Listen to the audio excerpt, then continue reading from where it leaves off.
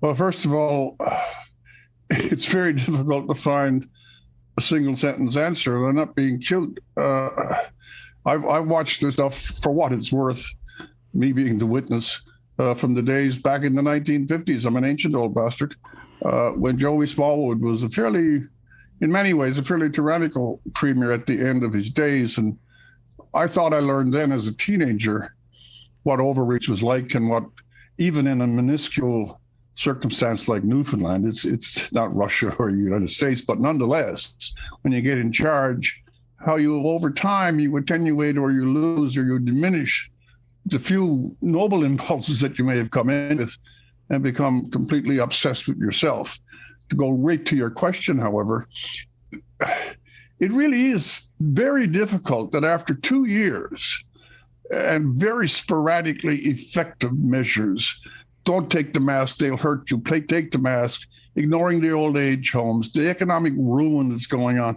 And after we go through 2 whole years of this third variant, you mentioned the Omicron comes in, the information comes by, and as you point out, major and responsible countries, after the 2 years, realizing that, okay, we're into a milder circumstance, we cannot continue claustrophobically to restrict our citizens from their basic rights, they start to lift them.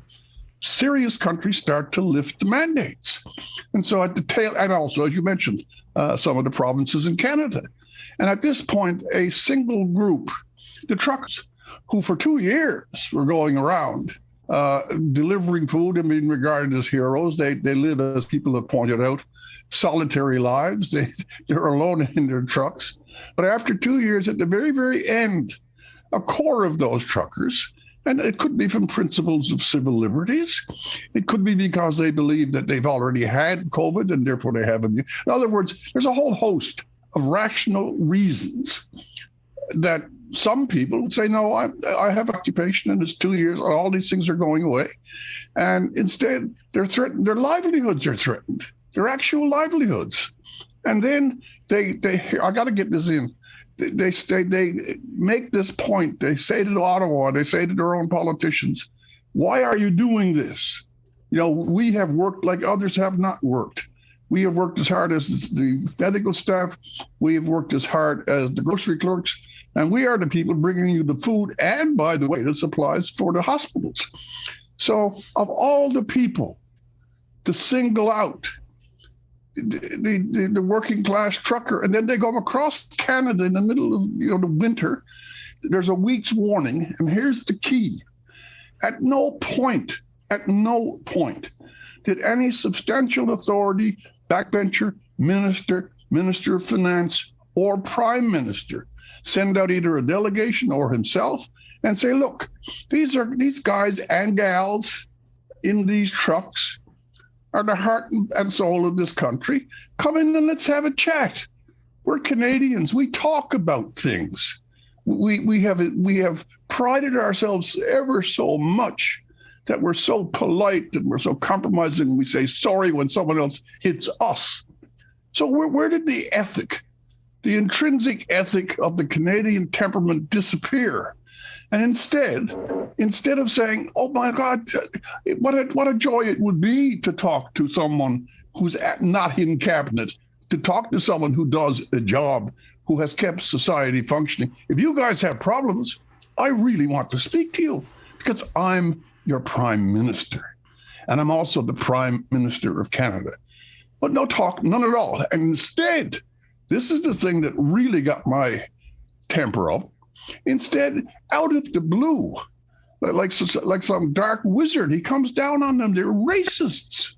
They're misogynists. They're only a small fringe, but they're taking up space, and we can't tolerate that. I do not know. I really do not. I do not know what was in his mind, what was in the minds of his superlative advisors, presuming that they have them. And I'm also surprised that the Liberal caucus, liberal is a word without a capital letter many, many times. How come all those backbenchers, some of them from the Atlantic provinces, who know the working class, who know fishermen and loggers and miners and oil workers and truckers, they're a class. Does no one stand up for them and instead let the prime minister rail at them? And Mr. Singh saying that these are white supremacists and they're calling Islam a disease. Whenever I hear the word irresponsible tossed at the Ottawa protest, it turns me upside down. One more final point, now shut up.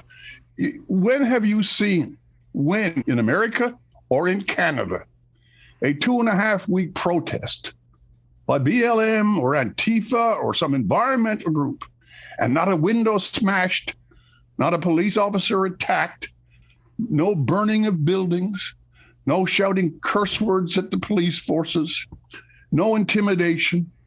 This has been a classic Canadian protest in this